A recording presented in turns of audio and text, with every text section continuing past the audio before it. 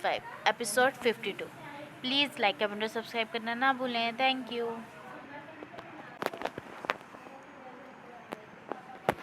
Episode 52।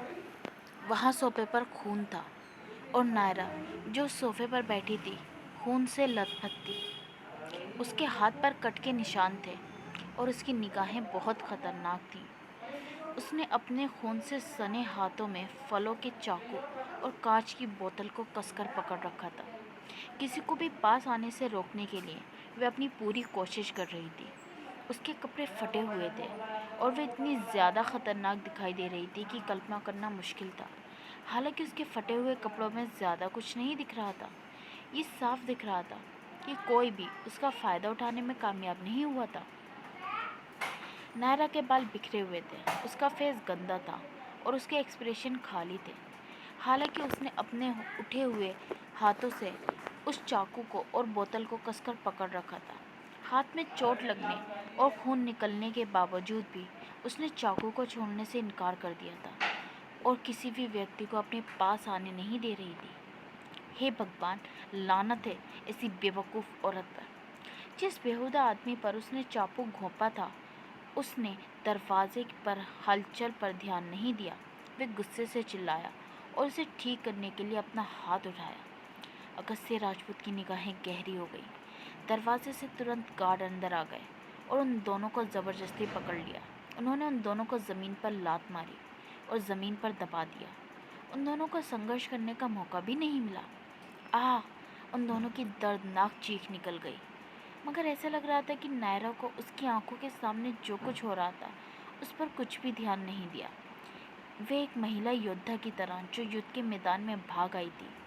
उसने अपने दोनों हाथों में हथियार को पकड़े हुए अपने सामने एक नज़र से देख रही थी। भले ही वह खड़ी नहीं हो पा रही थी, लेकिन उसने अपने दोनों हाथों को नीचे नहीं किया।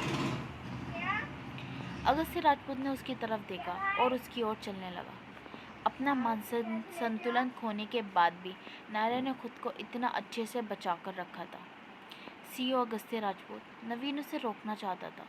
नवीन आगे बढ़ा और उसे रोकने की कोशिश की। मिस जिंदाल अभी होश में नहीं है। यदि आप उनके पास जाते हैं तो वे आपको नुकसान पहुंचा सकती हैं। पहले बॉडीगार्ड्स को उनके हाथ से चाकू। अगस्त्य राजपूत ने कुछ नहीं कहा, लेकिन उसका रुकने का भी कोई इरादा नहीं था। जैसे ही वह उसके पास गया, उसका पैर फर्श पर पड़े एक व्यक्ति के हाथ पर पड़ गया। एक पल के अंदर उस कमरे में एक भयानक आवाज़ गूंज सुनाई दी और बड़ी आसानी से उसने दूसरे हाथ पर कदम रखा। उस व्यक्ति के दोनों हाथों की हड्डियां टूट चुकी थी। जैसे ही वह नायरा के पास जा रहा था, अगस्त्य राजपूत ने बिना पीछे मुड़े शांति से कहा, उसके दोनों हाथों को तोड़ दो। जैसे ही उसने ये शब्द कहे, पीछे से हड्डियों के टूटने की आवाज़ आई। उन दोनों आदमियों की दर्दनाक चीखों से पूरा कमरा गूंज उठा। वे दिल दहलाने वाली चीखें थीं। फिर उसने नायरा को और देखा, जो बेहद सावधान थी, और उसने जल्दी से अपनी टाई हटा दी। नवीन ने नोटिस किया कि अगस्त्य राजपूत इस बार वास्तव में बहुत गुस्सा थे। आज की पार्टी में आए हुए सभी लोगों को जाने मत देना। Yes sir. नवीन बॉडीगार्ड को आदेश देने के लिए पीछे मुड़कर देखा। उसी समय उसने उन दो आदमियों को, जो आधे मरे हुए थे, उठवाकर कमरे से बाहर निकल गया। जब वह कमरे से बाहर जा रहा था तो नवीन ने कुछ चिंता के साथ अगस्त्य राजपूत की ओर देखा। फिर उसने नायरा को देखा, जिसने अभी भी अपने हाथ में चाकू और बोतल को कसकर पकड़ रखा था। लेकिन कुछ सोचकर वह बिना कुछ कहे वहाँ से चला गया। वह अपने साथ सारे बॉडीगार्ड्स और लोगों को भी ले गया और जाते हुए कमरे का दरवाज़ा बंद कर दिया। कमरा पूरी तरह शांत था। वहाँ खड़े होकर अगस्त्य राजपूत नायरा को देख रहा था। नायरा की आंखें खाली थीं और वह किसी भी चीज़ पर फोकस नहीं कर रही थी। अपनी खाली आंखों से वह उसे घूर रही थी। नायरा। अगस्त्य राजपूत ने धीरे से उसका नाम पुकारा। हाथ में चाकू को और तेज़ी से पकड़े हुए वे अलर्ट हो गई। उसकी आंखें सावधान थीं और उसने शांति से कहा, मेरे करीब मत आना। अगस्त्य राजपूत उसकी तरफ चला। उसे अपने करीब आता देखकर नायरा सोफे पर वापस सिकुड़ गई। अगस्त्य राजपूत ने इस पल का फ़ायदा उठाया जब वह विचलित हो गई और उसकी कलाई को पकड़ने के लिए पहुंच गया।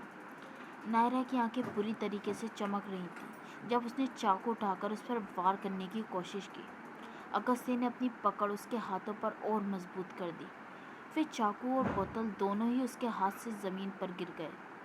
फिर उसने झट से उसे अपनी बाहों में ले लिया। जैसे ही उसने उसे गले लगाया, नायरा तुरंत ही स्ट्रगल करने लगी। सब ठीक है, डरो मत। उसने उसके सिर को अपने सीने में दबा लिया और उसके जिस्म की जलती हुई गर्मी को महसूस किया। उसकी बाहों में भी नायरा का शरीर अभी भी ऐसे ही था। सब ठीक है, कुछ नहीं हुआ, किसी ने तुम्हारे साथ कुछ नहीं किया, सब कुछ ठीक है। उसने उसे कसकर गले लगाते हुए अपनी धीमी आवाज़ में उसके कानों में फुसफुसाया। उसने धैर्य से उसके माथे को चूमा। वो उसे कंफर्ट करने की कोशिश कर रहा था। बेबी, तुम आज बहुत निडर थी। मैं वापस आ गया। अब तुम्हें डरने की कोई ज़रूरत नहीं है। नायरा की अकड़ी हुई बॉडी तुरंत ही रिलैक्स हो गई। अपनी सारी ताकत का इस्तेमाल करके उसने उसे गले लगा लिया। जिन आंसुओं को वो पहले कई घंटों से रोक रही थी, आखिरकार वे निकले। उसकी बाहों में अपने चेहरे को छुपाते हुए उसके हाथों ने उसके ब्लैक कोट को बहुत कसकर पकड़ रखा था। उसने धीरे से कहा, उन्होंने मुझे छुआ नहीं, मैं जानता हूँ। नायरा को ऐसे देखकर अगस्त्य राजपूत के दिल में दर्द उठने लगा।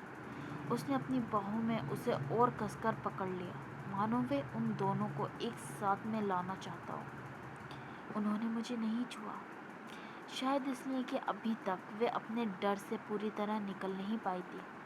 उसने चुपचाप उन शब्दों को दोहराया। उसके हाथ अभी भी मुट्ठी में बंधे हुए थे। उसे देखने के लिए अगस्त्य राजपूत ने अपनी आंखें नीचे की।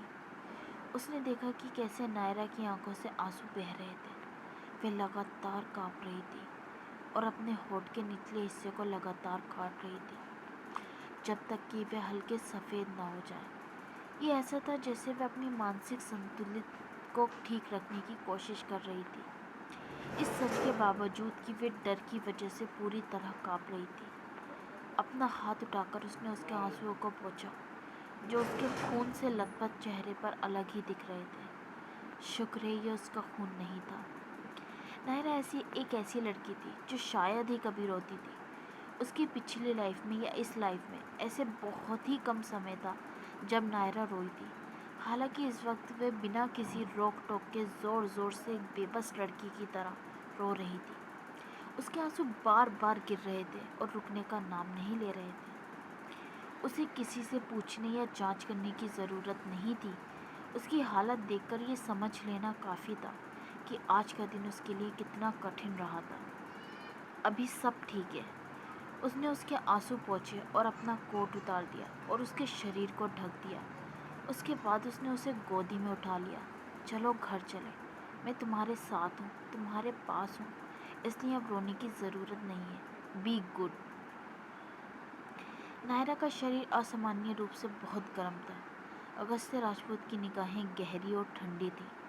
जैसे ही वे उसे ले जाने वाला था, नायरा ने बेबसी से अपना सिर उसकी गर्दन के पास रख दिया। उसकी आवाज़ रोने की वजह से भारी और कांप रही थी।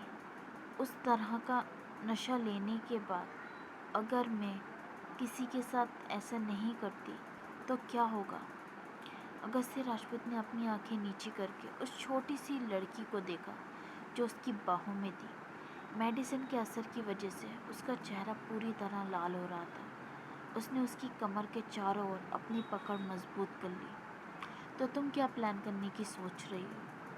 नायरा ने अपनी बाहें सिकोड़ ली।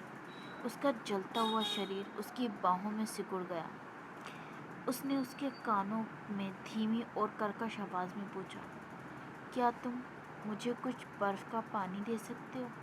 यहाँ बहुत गर्मी है, मुझे थोड़ा बर्फ़ का पानी पीना है अभी। उसे इतना अनकंफर्टेबल देखकर अगस्त्य राजपूत तुरंत ही उसे कमरे से बाहर ले आया। दरवाजे के बाहर जब नबीन मुड़ा तो उसने ये दृश्य देखा। वे तुरंत तेज़ गति से उनकी ओर चलकर आया। सीओ अगस्त्य राजपूत, क्या आप वापस कार से घर जाना जाओ, एक गिलास बर्फ़ का पानी लेकर आओ। नबीन के शब्द उसके गले में ही अटक गए।